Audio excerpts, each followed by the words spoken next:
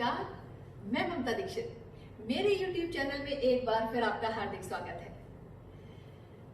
और आज आपने देख लिया होगा अट्रैक्टिव और मैग्नेटिक पर्सनैलिटी के लिए हम क्या करें। ये जो मैं आज आसन कराऊंगी सफिशिएंट है। देखना कितना आप में आश्चर्यजनक परिवर्तन आएगा। लेकिन उससे पहले हम क्या करेंगे, आपकी स्क्रीन के दाईं साइड में मींस राइट साइड में नीचे रेड कलर से सब्सक्राइब लिखा हुआ है, उसको क्लिक कर देंगे, मेरे सब्सक्राइबर बन जाएंगे। ठीक है, अब हम स्टार्ट करते हैं। देखो, पर्सनालिटी कोई भी हमारा रंग हो, रूप हो, हमारी हाइट हो, ये किस पे डिपेंड करता है? कुछ तो हमारे जीन्स पे डिपेंड करता है ना, और कुछ हम अपना ऐसा बना लेते हैं, है ना। तो हम हाइट को कब बदल सकते हैं? जब बच्चे बड़े हो रहे होते हैं ना, तो हम उस टाइम ऐसा योगा प्राणायाम करके हम उसमें आउटडोर गेम्स वगैरह उनकी हाइट को बढ़ा सकते हैं। लेकिन एक बार वो सिचुएशन या वो एज हमारे हाथ से निकल जाती है तो फिर हम कुछ नहीं कर सकते। तो ये कर्मों की बात, मतलब कर्मों के सिद्धांत है। कुछ हमारे गुरुदेव कहते हैं कुछ कर्म ऐसे होते हैं जो हम बदल सकते हैं, कुछ ऐसे होते हैं जो हम नहीं बदल सकते। तो कर्मों की बात मैं बाद में बताऊंगी। गुरुदेव की बात बता रही हूं मैं कि देखो, कुछ कर्म का मतलब है कि जैसे जितनी हमारी हाइट बढ़ गई हम उसको नहीं बदल सकते ना, लेकिन अगर हमारे शरीर में फैट बढ़ गया तो हम उसको बदल सकते हैं, पतले हो सकते हैं। तो उससे क्या है, हमारी पर्सनैलिटी अट्रैक्टिव हो जाएगी। तो आजकल जो दिखता है वो बिकता है। देखो, इंटरव्यू में जाओगे, सबसे पहले आपको देखेंगे सब। आजकल ब्यूटीफुल प्रेजेंटेबल होना बहुत जरूरी है। ब्यूटीफुल ना हो कोई बात नहीं, ईश्वर का दिया हुआ है, लेकिन जो आपकी पैकिंग होनी चाहिए वो अट्रैक्टिव होनी चाहिए। सबसे पहले सब पैकिंग देखते हैं। तो पैकिंग का मतलब क्या है कि अगर सबसे पहले उसमें आपकी पर्सनैलिटी में आता है आपका टमी। अगर आपका टमी निकला हुआ है तो क्या होगा, आपकी पर्सनैलिटी कहीं ना कहीं दब जाएगी, है ना। तो टमी को क्या हम कम कर सकते हैं, ये ऐसा कर्म है, इसको कम कर सकते हैं, है ना। और कुछ लोग ऐसे होते हैं वो अपने जो भी उनका व्यक्तित्व है उससे परेशान नहीं होते। वो हमारे आर्ट ऑफ लिविंग को मानते हैं कि जैसा है उसको वैसा ही स्वीकार करें, और करना भी चाहिए। अपने शरीर का आदर करना चाहिए, गोरा काला छोटा मोटा सबका आदर करें। लेकिन कुछ लोग इस चीज को एक्सेप्ट नहीं कर पाते और कुछ लोग नहीं करने देते। उसका पेट निकला हुआ है, वो मोटा है ना, कोई बात नहीं, फिर वही पॉइंट आ जाता है हमारा आर्ट ऑफ लिविंग का। कुछ तो लोग कहेंगे, लोगों का काम है कहना। फिर भी कई लोग नहीं फॉलो कर पाते, परेशान होते हैं। उन्हें तो बहुत ज्यादा प्राणायाम और ध्यान की जरूरत है ताकि वो एक्सेप्ट कर पाए। और नहीं कर पाते हैं, तब तक के लिए हम क्या करें? तब तक के लिए जो मैं ये आसन बताऊंगी ये उनको करें। और देखो उससे क्या, परेशान होने से जब हमारी पर्सनैलिटी या टमी या हमारा मोटापा कहीं कहीं हमें स्ट्रेस देता है, डिप्रेशन होता है। तो डिप्रेशन स्ट्रेस को दूर करने के लिए हम अगर ये जो मैं आज आसन बताऊंगी ये प्रॉपर तरीके से करेंगे तो देखना, 1 महीने में, मेरी गारंटी है, 1 महीने में आपकी पर्सनैलिटी जो है अट्रैक्टिव हो जाएगी। तो आज हम बात करेंगे टमी की। तो टमी की जब हम प्रेशर डालते हैं या इससे रिलेटेड कोई आसन करते हैं तो क्या इफेक्ट होती है हमारी जो यहाँ पर समान वायु होती है, समान वायु और हमारा मणिपुर चक्र। समान वायु जो है हमारे डाइजेशन के लिए बहुत अच्छी है। कई बार हमारे गैस से पेट फूलता है, फूला फूला लगता है, तो समान वायु उसके लिए भी बहुत अच्छी है, डाइजेशन के लिए। और जो हमारा मणिपुर चक्र है वो ऐसा कहना चाहिए वो एक ऊर्जा का स्रोत है। ऊर्जा का स्रोत मीन्स जैसे ट्रांसफार्मर होता है, तो ट्रांसफार्मर यहाँ मणिपुर चक्र में है और यहाँ से सारी बिजली हमारे पूरे शरीर में जा रही है। अगर हम यहाँ की एक्सरसाइज करेंगे, यहाँ को फिट रखेंगे तो हमारा शरीर ऑटोमेटिकली अपने आप फिट हो जाएगा। पूरी ऊर्जा, और या यहाँ से ऊर्जा निकलेगी तो यहाँ पर केंद्रित होगी। ऐसा नहीं है कहीं और किसी अंग की हम अगर आसन करते हैं या एक्सरसाइज करते हैं तो हमारे यहाँ पर असर नहीं आता, आता है ना। तो आज हम मणिपुर चक्र की बात करेंगे, अपने टमी की बात करेंगे, समान वायु की बात करेंगे, लेकिन किसके साथ?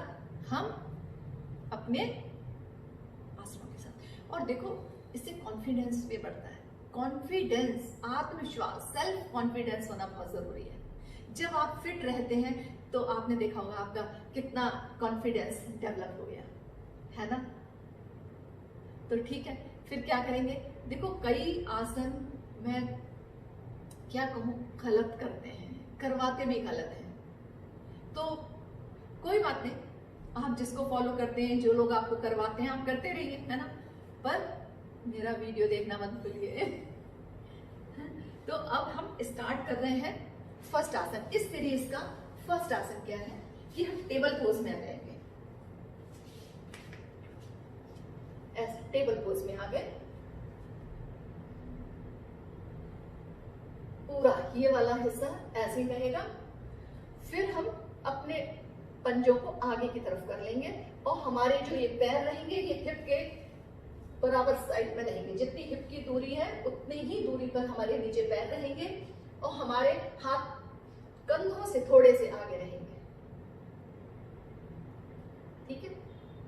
फिर हम सांस लेते लेते, सांसों का विशेष तौर से ध्यान रखेंगे। सांस लेते लेते हम पंजों के प्रेशर से पंजों को प्रेस करते हुए हम ऊपर की तरफ उठेंगे।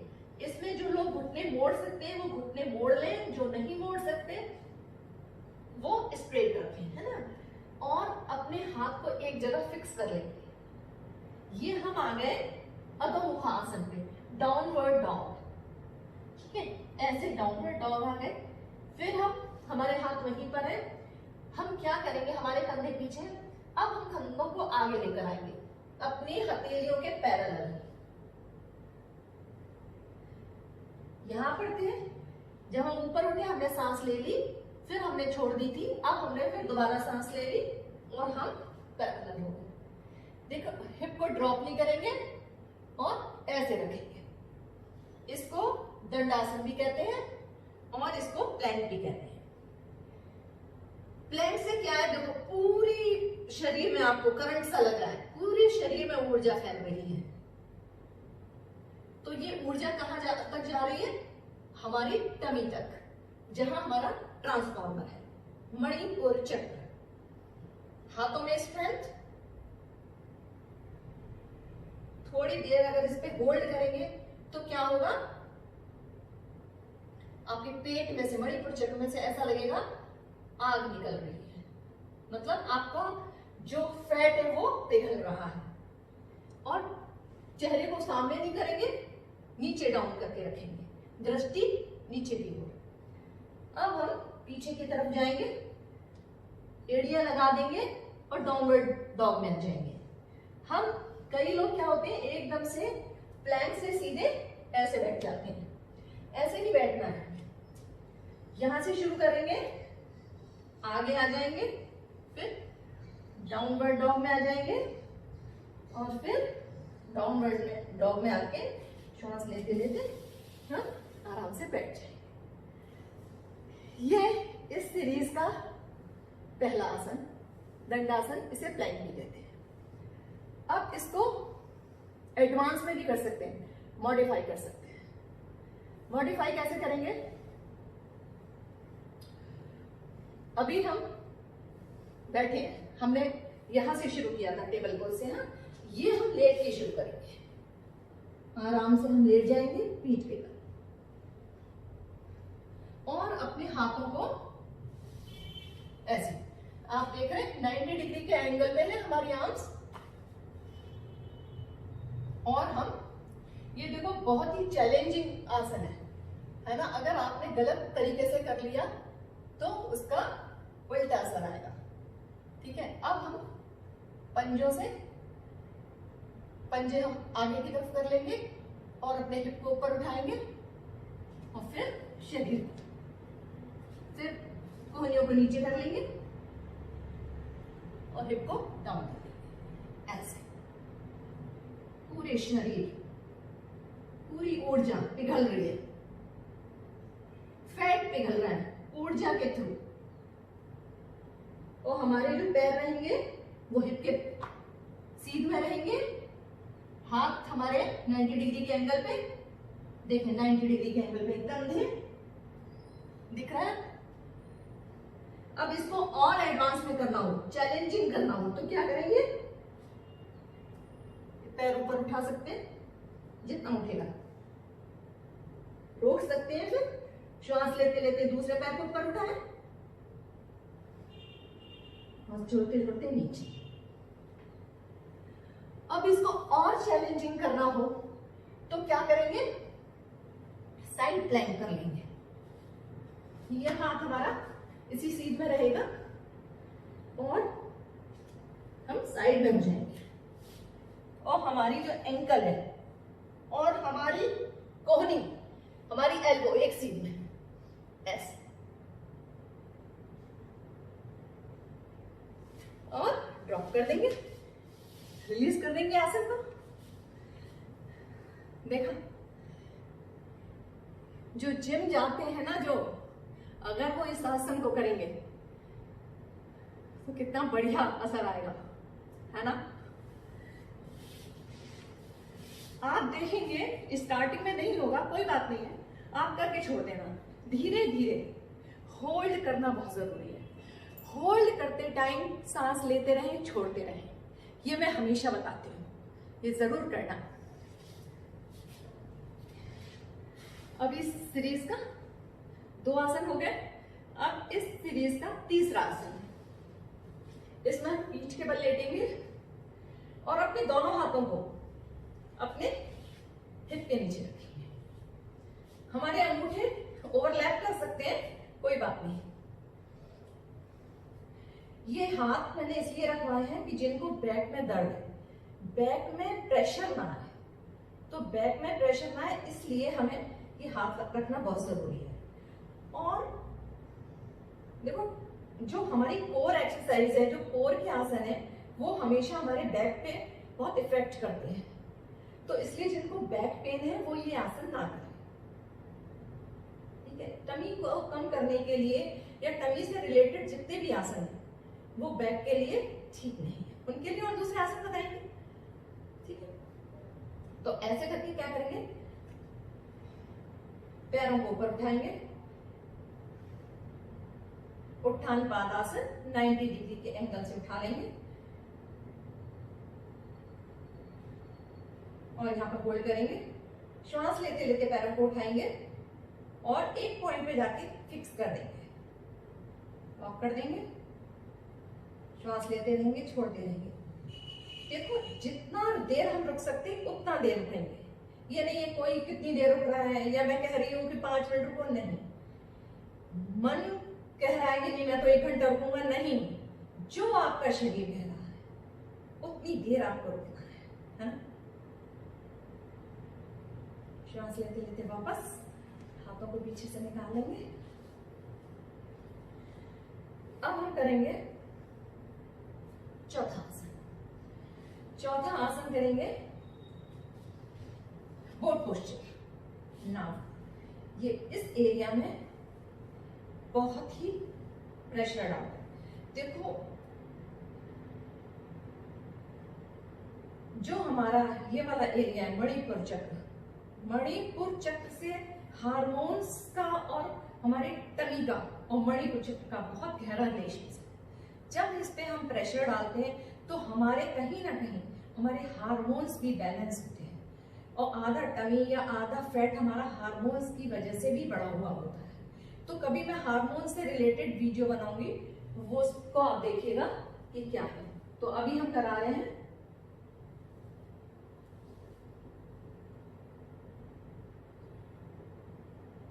ये है बोट पोस्चर। देखिए, पैर सीधे, हाथों को साइड में भी रख सकते हैं, सामने भी रख सकते हैं, आपकी दृष्टि बिल्कुल सीधी, पंजे पीछे की तरफ खींचे हुए।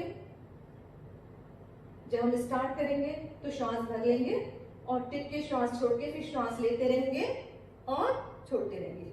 बोट पोस्चर, बोट का पूरा आकार है ना?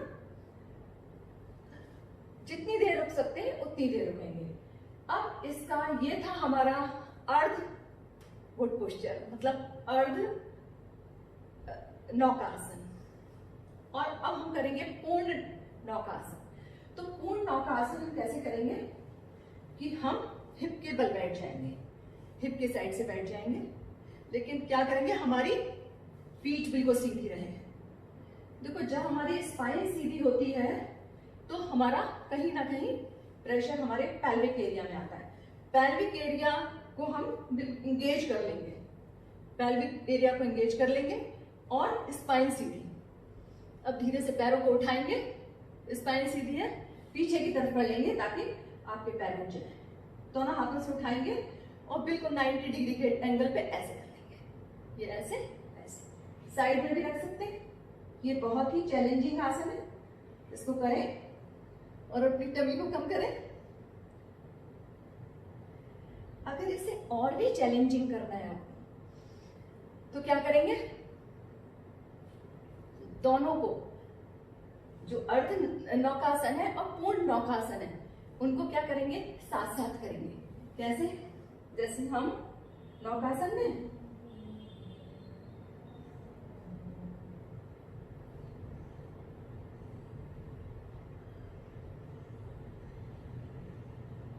ये जितनी बारी, जितनी ब्रीथ में आप कर सकते हैं उतनी ब्रेथ लीजिए, छोड़े, श्वास लें, breathe out, breathe in, breathe out, breathe in. ये देखो क्रंचेस, जो जिम जाते हैं वो क्रंचेस करना भूल जाएंगे। अगर इसको, इस कॉम्बो को साथ करेंगे, मीन्स पूर्ण नवासन, पूर्ण नौकासन और अर्ध नौकासन। ठीक है, ध्यान रखिए श्वास का।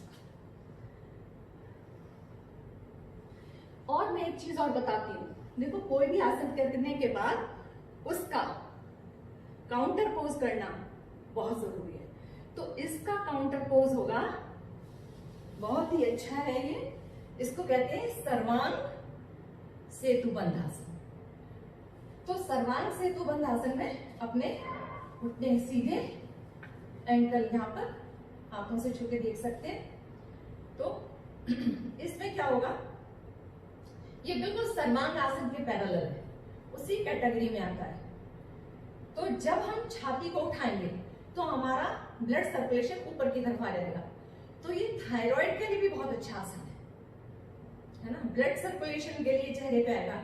जो लोग सर्वांगासन नहीं कर पाते हैं वो सेतुबंध आसन करें।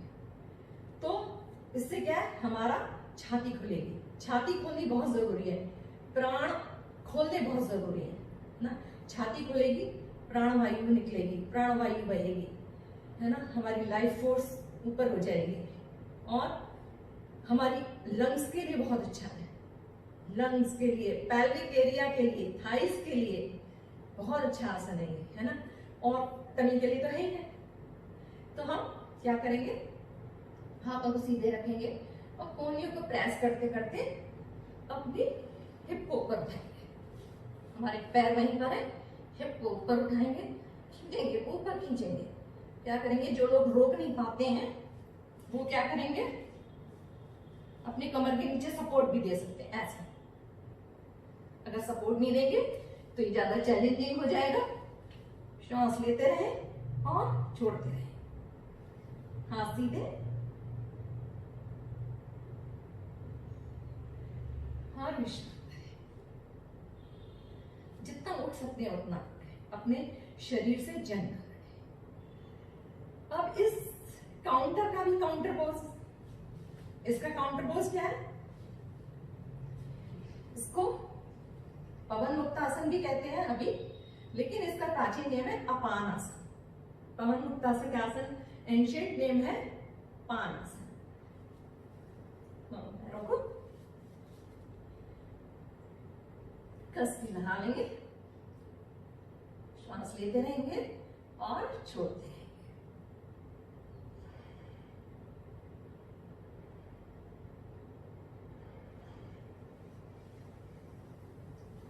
और विश्राम करेंगे। इन सब के बाद हम शवासन में आ जाएंगे। देखो टाइम, मेरे पास इतना टाइम नहीं है मैं शवासन कराऊंगी, लेकिन जो मैं आसन बोलती हूँ, बताती हूँ, उसके बाद आप लोग जरूर शवासन कर लिया करें।